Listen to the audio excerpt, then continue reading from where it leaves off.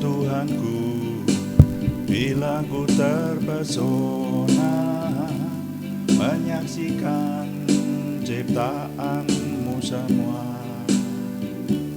Ku saksikan bintang guru angkasa, tanda kebesaranmu di dunia. Kami memuji kebesaranmu, ajaib Tuhan, ajaib Tuhan. Kami memuji kebesaranmu, ajaib Tuhan, ajaib Tuhan. Oh Tuhanku, bila ku terpesona menyaksikan ciptaanmu semua. Ku saksikan bintang guru angkasa, tanda kebesaranmu di dunia. Kami memuji kebesaranmu, ajaib Tuhan, ajaib Tuhan. Kami memuji kebesaranmu, ajaib Tuhan, ajaib Tuhan. Kami memuliakan-Mu Tuhan, kami menyembah Engkau, Bapa kami, sumber pertolongan kami. Terpujilah nama-Mu, kami tinggikan, kami muliakan Engkau, Bapa kami, sumber pertolongan kami. Oh Tuhanku, bila ku terpesona menyaksikan ciptaanmu semua. Ku saksikan bintang guru angkasa, tanda kebesaranmu di dunia.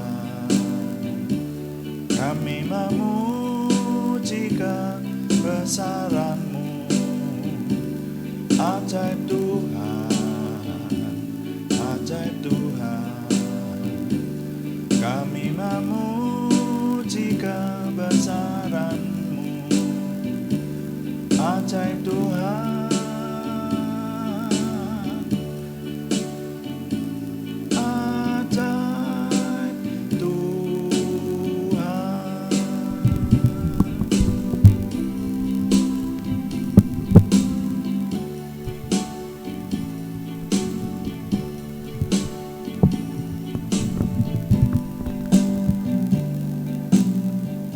Kami mengucap syukur Tuhan untuk malam hari ini. Tuhan memberkati kami, memberi kesempatan kepada kami untuk melaksanakan doa malam. Kami ingin memperhatikan firman Tuhan dan juga ingin melayani Tuhan dengan doa, ingin terus semakin merasakan kehadiran Tuhan urapi kami semua, sehingga Tuhan semakin dimuliakan dan kami semakin diberkati. Dalam nama Tuhan Yesus Kristus kami berdoa. Haleluya. Amin. Selamat malam Bapak Ibu Saudara sekalian yang sudah bersekutu bersama dengan kita di sini. Ini adalah malam Paskah ya, malam besok pagi kita akan mengadakan ibadah peringatan Jumat Agung, yaitu wafat Isa Al-Masih.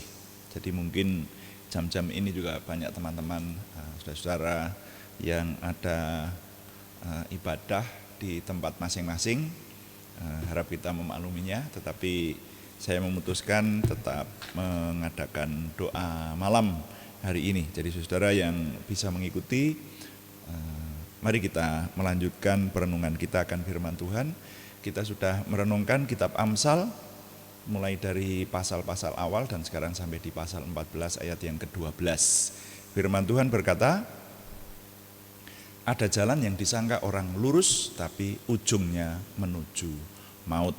Nah, itulah yang kemudian melahirkan judul renungan, pergumulan mencari kebenaran. Karena firman Tuhan di Amsal pasal 14 ayat 12 ini mengingatkan kepada kita supaya kita kalau meyakini sebuah jalan yang akan kita tempuh, apalagi kalau jalan itu yang menuju kepada keselamatan kekal, menuju kepada kemenangan hidup, itu jangan sampai salah ya, karena di sana tadi dikatakan ada jalan yang disangka orang lurus tetapi ujungnya menuju kepada maut. Nah, oleh karena itu maka saya sudah mengajak saudara sekalian kita merenungkan mulai dari bagian yang pertama. Jadi judul pergumulan mencari kebenaran ini sekarang sampai ke bagian yang ke-30, saudara.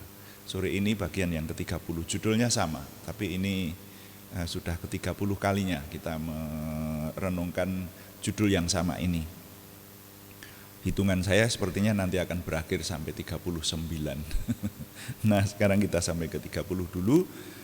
Kita sudah merenungkan mencari Tuhan yang benar itu siapa, dan pencarian kita sampai kepada konsep, salah satu konsep, karena di dunia ini ada banyak konsep.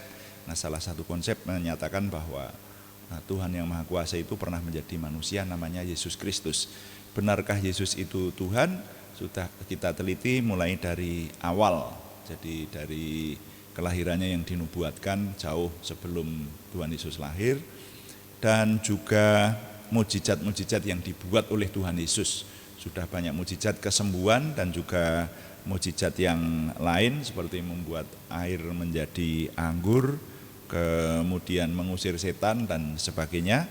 Nah, kali ini kita akan melihat atau meneliti dari kitab suci kita yang kita percaya kebenarannya tidak tersanggah, saudara-saudara sekalian. Tuhan Yesus juga membuat mujizat, yaitu menghentikan angin ribut. Mari kita baca di Markus pasal 4 ayat 35. Sebetulnya kecuali nanti kita merenungkan bahwa Tuhan Yesus itu membuat mujizat yang sedemikian rupa yang tidak bisa ditiru oleh orang lain, tapi juga di sini ada nilai-nilai yang dapat kita serap. Ayo kita baca mulai ayat 35 dari Injil Markus pasal 4. Firman Tuhan berkata demikian. Pada hari itu, waktu hari sudah petang, Yesus berkata kepada mereka, marilah kita bertolak ke seberang. Mereka meninggalkan orang banyak itu lalu bertolak dan membawa Yesus beserta dengan mereka dalam perahu di mana Yesus telah duduk, dan perahu-perahu lain juga menyertai dia. Lalu mengamuklah taufan yang sangat dahsyat, dan ombak menyembur masuk ke dalam perahu sehingga perahu itu mulai penuh dengan air. Pada waktu itu Yesus sedang tidur di buritan di sebuah tilam. Maka murid-muridnya membangunkan dia dan berkata kepadanya, Guru, engkau tidak peduli kalau kita binasa? Ia pun bangun, menghardik angin itu dan berkata kepada danau itu, diam, tenanglah.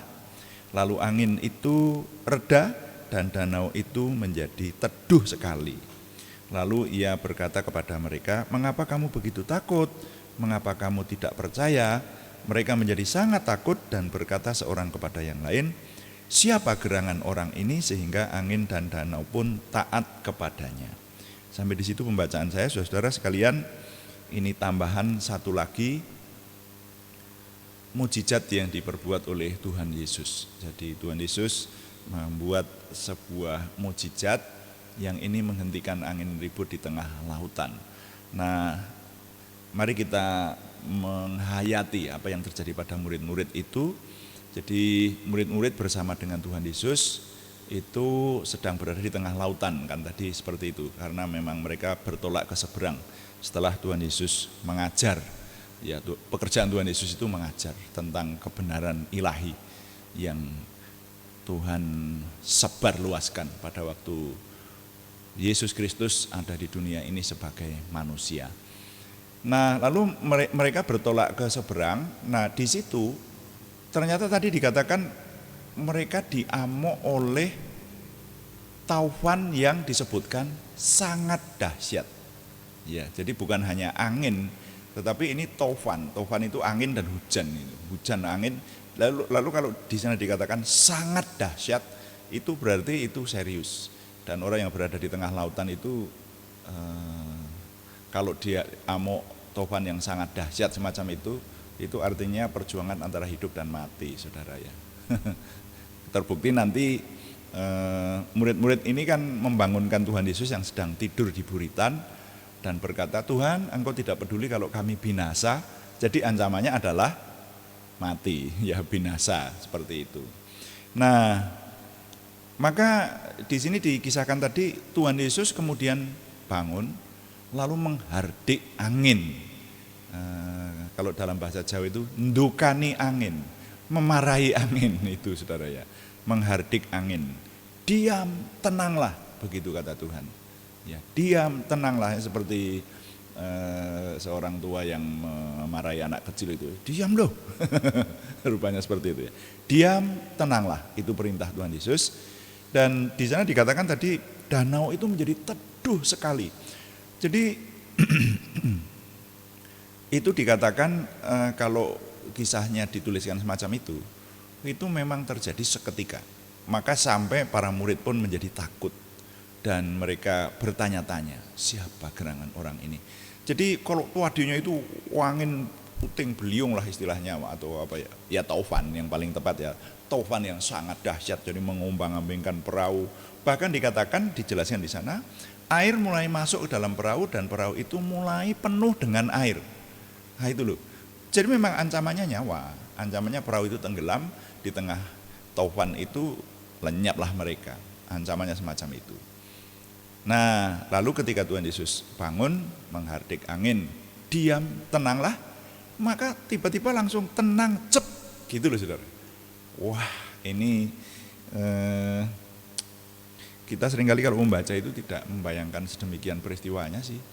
Ya, kita membaca itu kalau kita membacanya sembarangan tanpa direnungkan, ya Tuhan Yesus menghentikan angin ribut gitu aja. Nah, ini tapi coba renungkan detil-detilnya. Taufan yang sangat dahsyat. Tetapi begitu diperintah oleh Tuhan Yesus, seketika itu juga danau menjadi teduh sekali, teduh banget gitu. Jadi para murid itu sampai terbengong-bengong rupanya.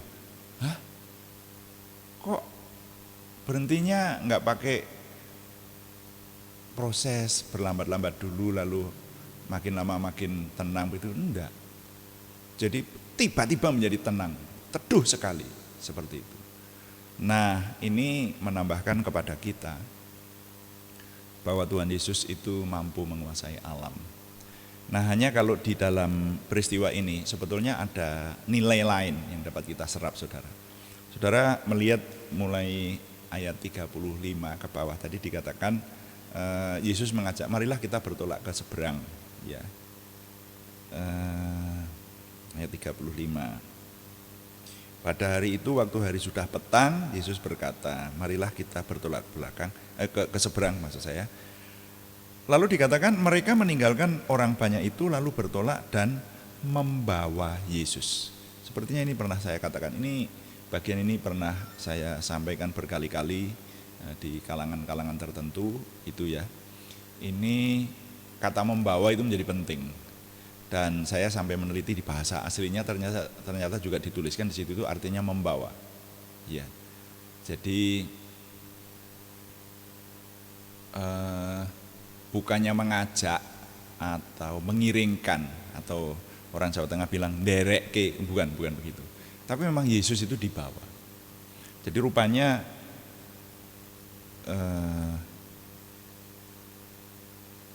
penulis Injil ini, Injil Markus ini, itu bukannya tanpa sengaja menggunakan kata membawa. Ya, jadi Yesus dibawa. Maka ketika Yesus dibawa, apa yang terjadi? Proses berikutnya, Tuhan Yesus tidur. Tuhan kok tidur? Kalau Tuhan itu tidur, dunianya jadi apa? Nah, tapi karena Yesus tidak dianggap sebagai raja di situ, jadi kita bisa merenungkan ini loh, nilainya di sini ini. Murid-murid itu mungkin mereka berkata, loh ya kita ini murid-murid ini banyak yang menguasai danau ini, kita ini kan pencari ikan, kan itu kan. Murid-muridnya Tuhan Yesus itu banyak yang para penjala ikan, sehingga mungkin mereka berpikiran secara manusiawi. Itu loh saudara yang seringkali melanda kita juga. Kita itu kadang-kadang lupa berpikir rohani, tapi lebih cepat dan lebih mudah berpikir secara kejasmanian atau duniawi. Barangkali tafsiran saya, mereka itu berkata, wah kalau pemuda Yesus yang jadi guru kita ini, walaupun dia itu rabi atau guru, tapi dia itu anak tukang kayu. Kalau soal menguasai laut, nah kita lah orangnya. Itu Petrus, Yakobus, Yohanes, itu kan nelayan toh, disebutkan seperti itu ya. Petrus terutama itu disebutkan sekali, dia dikatakan kamu akan menjadi penjala manusia itu. Jadi dia itu tukang menjala ikan. Jadi kalau soal danau itu dia yang menguasai. Nah ini yang seringkali terjadi kepada orang beriman. Tuhan Yesus itu sekedar dibawa. Di KTP dituliskan KTP-nya Kristen, Kristiani. Tuhannya Yesus, tapi Yesus dibawa. Seharusnya bukan dibawa. Harusnya apa? Nah, kitalah yang dibawa oleh Tuhan. Jadi kalau kita punya rumah, maka Tuhan Yesus itu kita dudukkan di rumah kita ini bukannya numpang atau dibawa, tapi Tuhan itu disembah. Yang menjadi raja adalah Tuhan. Kita harus mentaati Tuhan, seperti itu. Nah coba ini, mereka ini, prosesnya. Ketika Tuhan Yesus dibawa, ya ditinggal tidur. Nah, tidak disembah sebagai raja kok. Kalau sebagai raja itu memerintah dan mengatur strategi, memimpin, nah, rakyatnya mentaati seperti itu. Tapi Tuhan Yesus dibawa, makanya tidur. Nah baru ketika pencobaan datang, jadi urutannya rupanya ini bisa berulang-ulang. Perhatikan coba. Ya, ini kali ini saya menjelaskannya tidak rinci banget. Sebetulnya kalau dikhotbahkan ini mencapai 1,5 jam dan cukup seru, saudara ya. Banyak humornya sebetulnya. Tapi kali ini saya ingin menyingkat aja. Ya, urutannya adalah Tuhan dibawa, maka Tuhan tidak melakukan apa-apa. Karena Tuhan tidak didudukkan sebagai pemerintah atau raja atau pengatur atau orang yang membuat keputusan di situ. Yang membuat keputusan adalah murid-muridnya. Siapa itu? Ya kita. Itu. Nah, kalau sudah begitu ya sudah tinggal tidur. Urutan berikutnya adalah pencobaan datang. Dan bukan pencobaan yang main-main. Pencobaan yang ancamannya adalah keselamatan jiwa. Nah kalau sudah mentok, baru ingat Tuhan lagi. Mereka membangunkan, Tuhan Yesus saja membangunkannya dengan, kalau menurut saya namanya cara kasar. Guru, engkau tidak peduli kalau kami binasa, itu kan menyalahkan kalau begitu. Jadi kalau ada hal yang terjadi kepada hidup kita, yang disalahkan siapa? Tuhan. Saya sering ketawa, iya ya, ada orang kok terus marah sama Tuhan, terus tidak pergi beribadah lagi, terus pokoknya yang jelek-jelek itu, Tuhan tidak menerima doaku kok, Tuhan tidak memberkati aku. Buktinya saya berdoa cukup lama juga tidak dijawab gitu. Padahal kalau doa tidak dijawab itu ada beberapa sebab. Mungkin doanya salah, tapi manusia seringkali mencari benarnya sendiri. Siapa itu? Ya kita ini. Manusia itu ya saudara dan saya ini. Entah mungkin kadarnya yang berbeda, tapi kecenderungan manusia itu mencari benarnya sendiri, saudara. Ya, yang disalahkan Tuhan. Guru, engkau tidak peduli kalau kami binasa, itu kan menyalahkan itu. Tapi ketika Yesus bangun lalu membuat mukjizat itu. Ketika mukjizat terjadi, baru mereka terkejut dan berkata, siapakah gerangan orang ini? Sampai angin dan danau pun taat kepadanya. Nah ini nilai tambahan, tapi kali ini tetap saya mengajak saudara, yang direnungkan adalah bahwa Tuhan Yesus berkuasa membuat mukjizat. Tuhan Yesus berkuasa bahkan memerintah alam. Nah ini loh, ini yang tidak bisa ditiru oleh nabi lain atau tokoh agama yang lain. Kalau menurut saya tidak ada yang semacam ini, dan sejarahnya bisa dipertanggungjawabkan. Ya kalau cerita-cerita agamawi di berbagai agama yang ada itu memang ada cerita-cerita mujizat karena hampir seluruh agama yang ada itu kitab sucinya menceritakan hal-hal yang bersifat mujizat. Nah, hanya mujizat itu bisa dipertanggungjawabkan atau tidak, nah itu yang harus kita teliti sampai sekarang ini, supaya jangan sampai kita berada di sebuah jalan atau keyakinan yang disangka lurus tapi ujungnya menuju kepada maut. Kan logikanya begitu, karena ada banyak konsep, dari banyak konsep itu kan mesti hanya ada satu yang benar. Kalau tidak, maka ada banyak jenis yang maha kuasa nanti. Faktanya mungkin begitu, kalau tinggal kita menganut yang mana lah.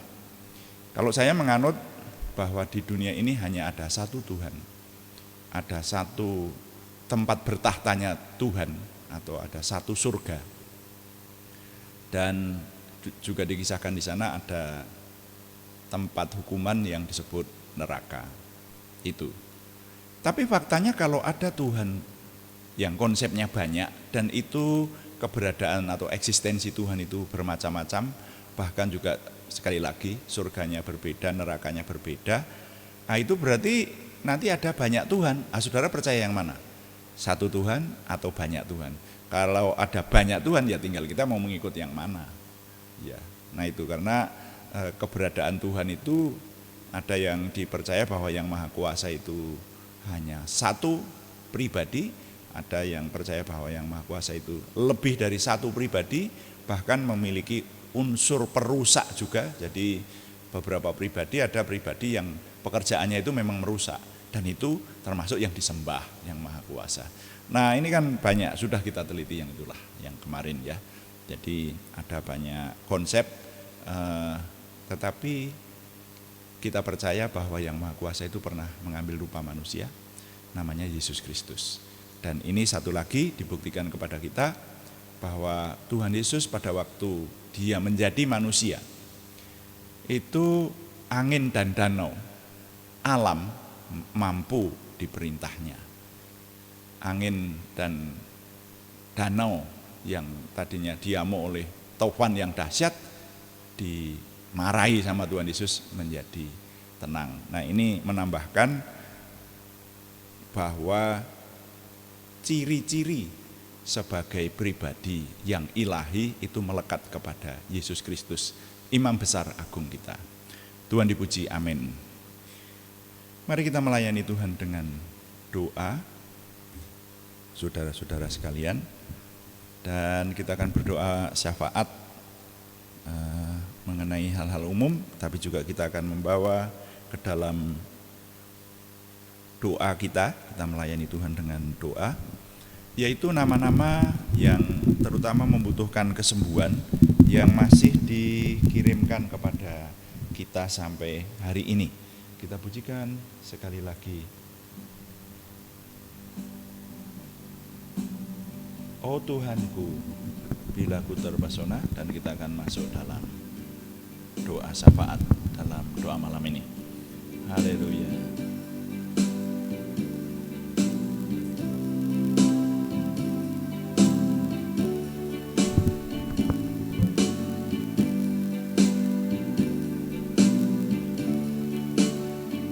Oh Tuhanku, bila ku terpesona menyaksikan ciptaan-Mu semua, ku saksikan bintang guru angkasa, tanda kebesaran-Mu di dunia.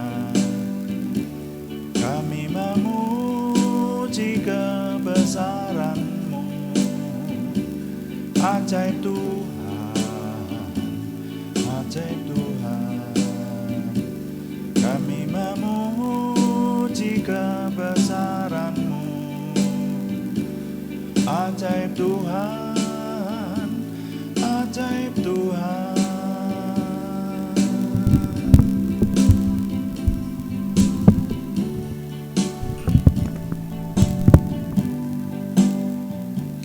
Bapa, kami tidak henti-hentinya mengucap syukur untuk kemampuan, kesempatan dan anugerah-Mu yang besar sehingga kami dapat menyelesaikan doa malam pada sore hari ini. Kami menyerahkan kepada Tuhan doa-doa kami. Kami berdoa syafaat untuk situasi khusus yang sekarang masih dirasakan oleh dunia, bahkan juga oleh bangsa dan negara kami. Kami mohon Tuhan yang memberikan pemulihan.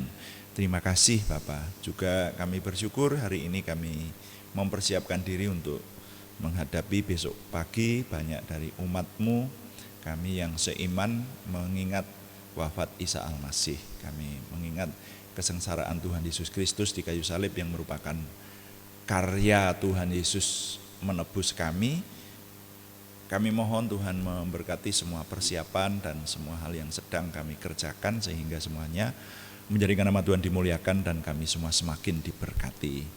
Kami mengucap syukur untuk semua yang Tuhan anugerahkan, dan sekarang kami berdoa untuk nama-nama yang masih dikirim kepada kami, terutama mereka yang membutuhkan kesembuhan dari Tuhan. Tuhan, kami ikut menghayati bersama dengan nama-nama ini. Ada beberapa dari mereka ini yang sampai hari ini mengirimkan informasi bahwa menderita kesakitan, sungguh-sungguh tubuhnya tidak nyaman, bahkan banyak keluhan rintihan yang dirasakan oleh nama-nama yang akan kami panjatkan ini. Kami mohon berseru dengan sungguh-sungguh dalam nama Tuhan Yesus Kristus, Yeshua HaMasiah.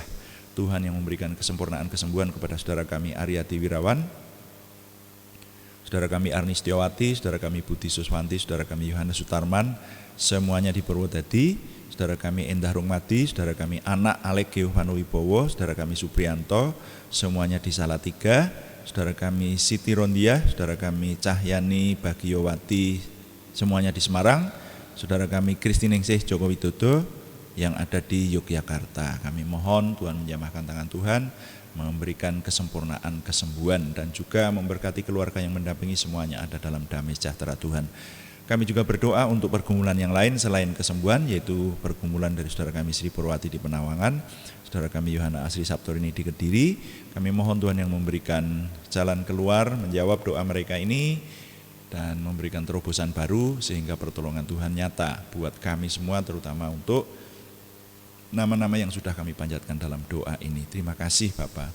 Kami mengucap syukur untuk semua yang Tuhan anugerahkan, apa yang boleh kami kerjakan dalam ibadah kami, dalam pelayanan kami. Kami mohon Tuhan yang menyempurnakan ke arah Tuhan sendiri, sehingga Tuhanlah yang kami muliakan dan kami semua diberkati.